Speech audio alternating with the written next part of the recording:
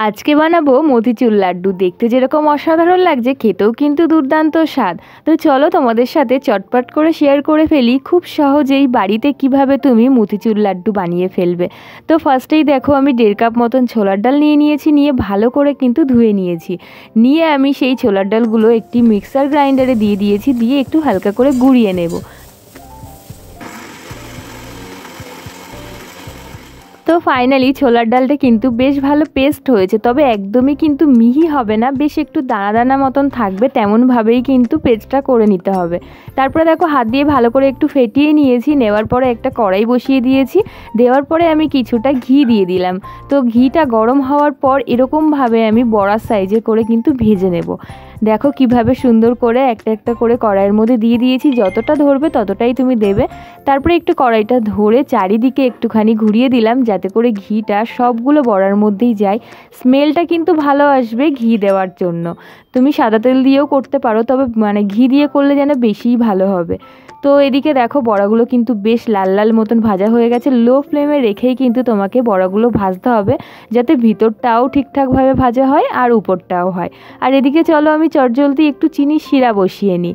তো এখানে 1 কাপ জল নিয়েছি, 1.5 কাপ চিনি দিয়ে কিন্তু চিনির শিরাটা যে বানাবো আমি সেটার জন্য বসিয়ে দিয়েছি। আর এইদিকে ছোলার ডালের যে বড়াটা করছি সেগুলো কিন্তু একে একে আমার সবগুলোই ভাজা হয়ে গেছে।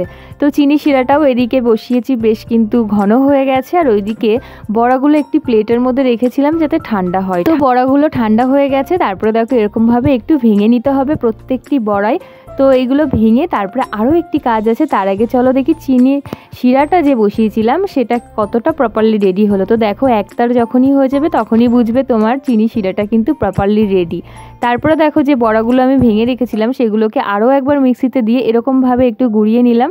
দেন যে চিনি শিরাটা আমি বানিয়ে রেখেছিলাম সেই চিনি শিরার মধ্যে এবার আমি কিন্তু বড়ার সেই গুঁড়োগুলো অ্যাড করে দিলাম, দিয়ে বেশ ভালো করে কিন্তু মিশিয়ে নিতে হবে। তারপর খুব সুন্দরভাবে যখন চিনি শিরা আর বড়ার গুঁড়োগুলো অ্যাবজর্ব হয়ে যাবে তখনই তুমি বুঝবে যে এবার লাড্ডুর শেপ নেওয়ার জন্য কিন্তু প্রপারলি রেডি।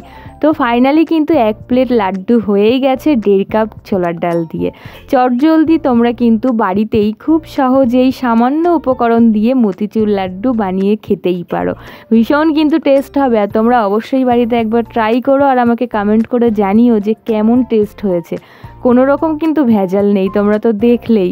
আর দোকান থেকে যারা কিনে লাড্ডু খেতে ভালোবাসো তারা তো এবার বাড়িতে বানাবে নিশ্চয়ই। আমিও তো বানিয়েছি একদিন, আবারও নেক্সট টাইম বানাবো আর তোমাদের সাথে অবশ্যই শেয়ার করব। দেখতে একদম লাড্ডু হয়েছে না? এটা তো লাড্ডুই, আবার বলছি লাড্ডু হয়েছে নাকি।